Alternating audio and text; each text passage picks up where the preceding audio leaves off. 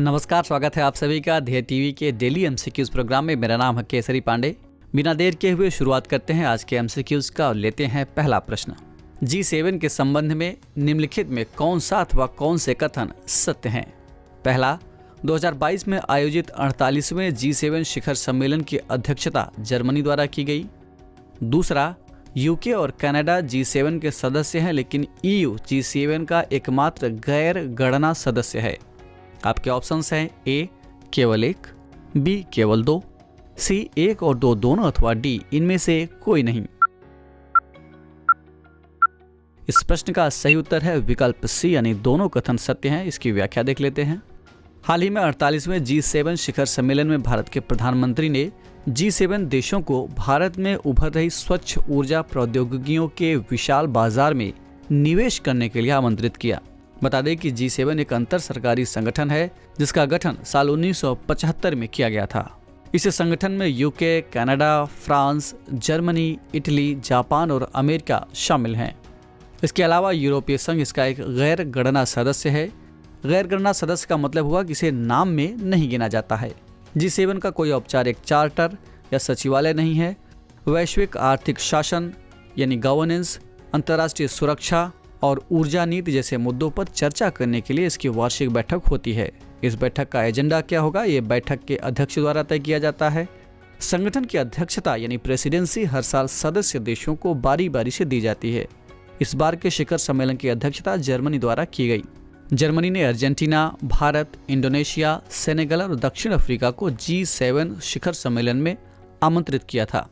बढ़ते हैं दूसरे प्रश्न की ओर। निम्नलिखित में कौन सा अथवा कौन से देश हॉर्न ऑफ अफ्रीका के हिस्सा हैं? पहला इरिट्रिया, दूसरा सोमालिया, तीसरा रवांडा और चौथा इथियोपिया। आपके ऑप्शंस हैं ए केवल 1, 2 और 4, बी केवल 2 और 4, सी केवल 1, 3 और 4 अथवा डी 1, 2, 3 और 4। इस प्रश्न का सही उत्तर है विकल्प ए, यानी केवल 1, 2 और 4 हॉर्न ऑफ अफ्रीका के हिस्सा हैं। इरिट्रिया, सोमालिया और इथियोपिया। इसकी व्याख्या देख लेते हैं। हाल ही में पहला चीन हॉर्न ऑफ अफ्रीका शांति, शासन और विकास सम्मेलन आयोजित किया गया। ये पहली बार है जब चीन का लक्ष्य सुरक्षा के क्षेत्र में भूमिका निभाना है। हॉर्न ऑफ अफ्रीका अफ्रीका के पूर्वी भाग में स्थित एक प्रायद्वीप है। इसमें जिबूती, इरिट्रिया, इथियोपिया और सोमालिया देश शामिल हैं, इसलिए विकल्प ए सही है। हॉर्न ऑफ अफ्रीका का एक इमेज आप अपनी स्क्रीन पर देख सकते हैं। इसे पॉज करके आप ध्यान से देख लीजिए।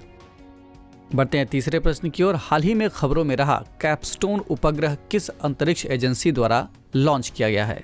ऑप्शंस हैं A ISRO, B NASA, C Japan Aerospace Exploration Agency यानी जाक्सा अथवा डी रॉसकॉस्मोस जो कि रूस की अंतरिक्ष एजेंसी है। इस प्रश्न का सही उत्तर है विकल्प बी, यानी इसे नासा द्वारा लॉन्च किया गया है। इसकी व्याख्या देख लेते हैं।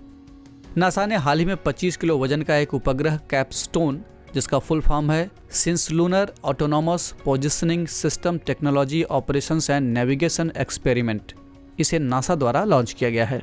इस उपग्रह को एक अद्वितीय और अंडाकार चंद्र कक्षा का परीक्षण करने के लिए डिजाइन किया गया है। ये चंद्रमा के चारों ओर 6 महीने तक परिक्रमा करेगा और नासा के लूनर गेटवे के इस्तेमाल से पहले कक्षा की स्थिरता का परीक्षण करेगा।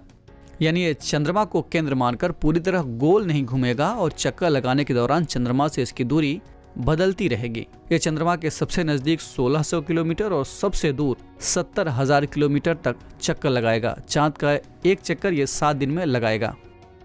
बढ़ते हैं चौथे प्रश्न की ओर। महाराष्ट्र के औरंगाबाद जिले का नाम बदलकर नया नाम क्या रखा गया है? आपके विकल्प हैं ए कमल नगर, बी सोहन नगर, सी संभाजी नगर अथवा डी जीजाबाई नगर। इस प्रश्न का सही उत्तर है विकल्प सी, यानी संभाजी नगर इसका नया नाम है औरंगाबाद का। इसकी व्याख्या देख लेते हैं। हाल ही में महाराष्ट्र के औरंगाबाद जिले का नाम बदलकर संभाजी नगर कर दिया गया है। उद्धव ठाकरे की राजनीतिक पार्टी लंबे समय से यह मांग कर रही थी कि औरंगाबाद का नाम बदलकर संभाजी नगर किया जाए। संभाजी मराठा राजा छत्रपति शिवाजी के सबसे बड़े पुत्र थे। अपने पिता की मृत्यु के बाद वे राज्य के दूसरे शासक थे। संभाजी ने 9 साल की छोटी अवधि के लिए मराठा साम्राज्य पर शासन किया था। उन्हें अपने लोगों और राज्य की रक्षा के लिए अपने जीवन का बलिदान देने के लिए याद किया जाता है। महाराष्ट्र का औरंगाबाद शहर, जिसे अब संभाजी नगर के नाम से जाना जाएगा, मूल रूप से खड़की कहलाता था। इसका निर्माण 1610 में मलिक अंबर ने किया था। औरंगाबाद को इसका नाम 17वीं शताब्दी में मिला, जब मुगल सम्राट औरंगजेब इस क्षेत्र में गवर्नर था। बढ़ते हैं 5वें प्रश्न की ओर। नीरज चोपड़ा ने डायमंड लीग में कितने दूरी तक भाला फेंककर सिल्वर मेडल जीता? आपके विकल्प हैं ए 89.84 मीटर, बी 89.74 मीटर, सी 89.64 मीटर अथवा डी 89.94 मीटर। इस प्रश्न का सही उत्तर है विकल्प डी यानी 89.94 मीटर भाला फेंककर नीरज चोपड़ा ने डायमंड लीग में सिल्वर मेडल जीता है। इसकी व्याख्या देख लेते हैं। दरअसल ऐसे प्रश्न जानबूझकर इसलिए शामिल किए गए हैं, तमाम राज्य आयोग द्वारा आयोजित परीक्षाओं में इस तरह के प्रश्न कई बार पूछ लिए जाते हैं, तो हम भी ऐसे प्रश्नों को सरप्राइजिंग क्वेश्चन के तौर पर शामिल करके चलते हैं। बढ़ते हैं व्याख्या की ओर। टोक्यो ओलंपिक में दमदार प्रदर्शन करने वाले जैवलिन थ्रोअर नीरज चोपड़ा ने एक बार कमाल कर दिखाया है। उन्होंने डायमंड लीग में शानदार प्रदर्शन करते हुए सिल्वर मेडल पर कब्जा जमाया है। इसी के साथ उन्होंने पिछले 15 दिनों में दूसरी बार अपना ही नेशनल रिकॉर्ड तोड़ दिया है। वहीं ग्रेनेडियन एंडरसन पीटर्स ने 90.31 मीटर दूर भाला फेंककर गोल्ड पर कब्जा जमाया। स्टॉकहोम में खेली गई डायमंड लीग में नीरज ने पहले ही प्रयास में 89.94 मीटर दूर भाला फेंका था।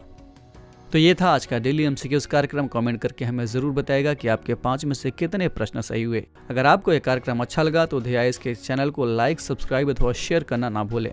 साथ ही बेल आइकन भी प्रेस करें ताकि आपको हमारे आने वाले सभी प्रोग्राम्स का नोटिफिकेशन मिलता रहे।